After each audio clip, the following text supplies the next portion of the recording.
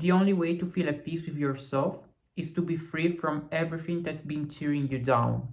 And by saying that, I don't mean that you should erase your problems, but instead you should find an easier way in order to handle yourself with the problems. So that's the case for addictions, for example. When someone is addicted to something, they start to crave that thing because maybe they can't regulate their emotions, or you see the load of the pain is too high and they can't, bear that. The person can bear that and they fall into the cycle of addiction. And this is why people start to become miserable. This is why people constantly crave that, because the brain adopts this coping mechanism as something to use whenever they're in survival mode or whenever they feel down with themselves. But that's the issue to solve. So first thing I want to give out as an advice is that you should self-reflect on what kind of problem you have with yourself. I mean, whether you're addicted with something or something different, there's always a reason as to why you behave like that. Maybe it's because you're lacking something, or maybe the emotions are too intense, or maybe you're just too alone and you can't find the bright path that leads you towards, success or towards just healing in general. And when someone feels those high emotions, okay, they're so heightened because they can't bear them, they fall into addiction because they feel like the world is over and the brain turns into survival mode. It's like it's screaming, well, I don't care if I have to take this path, I don't care about the consequences. I just want this pain to end for now. The brain only cares for temporary things to, cover the pain.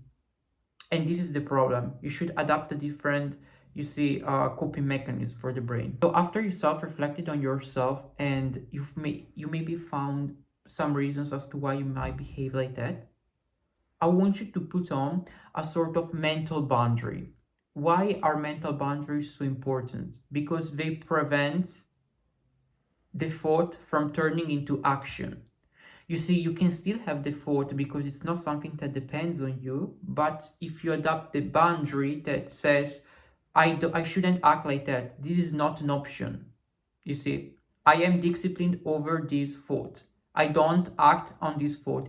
If you tell yourself those small sentences and you let them repeat in your head, you start to put a boundary and you won't be acting whenever these thoughts start popping up in your head.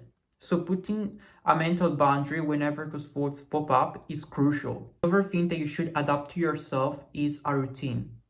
You should establish a routine that's constant and that's repetitive. For example, if the addiction hits at night, where you see, because at night you're more susceptible to thoughts, you're more susceptible to reflection, stuff like that, and you might encounter some negative thoughts that might alter your mood. Let's take an example that someone has a phone addiction.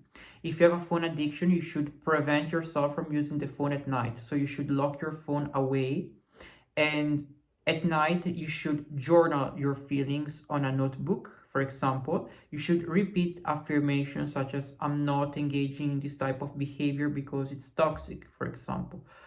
And then you can meditate, just breathing in and breathing out, because it helps. If you establish a routine, your brain starts to get used that it shouldn't act like that. You're putting a different reality to your brain because your brain is used to that kind of behavior. But once you start to break your bad habits, your brain starts to get used to the new habits. And it's like you're tricking your brain into finally living what you want to live for yourself, so well-being. Also, another thing, since addictions mostly tend to crave the dopamine on negative situations, you should replace the negative situation with a positive event. The key is just replacing the bad habit with something different that gives you dopamine at the same time. For example, you could read a book, you could go for a walk, you could write something, you could draw something, you could do anything you want, listen to music, for example. Anything that releases dopamine, but it's a healthy activity. It's crucial that you detach from negative things that harm you and you just focus on replacing that with positive things, healthy things for your mental and physical health. Just want to remind yourself that you are not alone, because a lot of people struggle with this. You can eventually, you see, join communities that stay sober, or just seek a therapist if you can handle the problem because it's too much for you, and a licensed therapist can guide you towards a different path maybe that I presented to you. And I just want to note that you should stay determined, and you should stay focused on healing, focused on reserving the energy on yourself. You should, let the past in the past, because it does not resemble with the present version of you, with the actual version of you that wants healing. So you should let that go and reserve the energy on just pure healing. This is the best advice I could give you to you. And yeah, I hope that it was helpful for you. And yes, see you in the next video. Bye guys.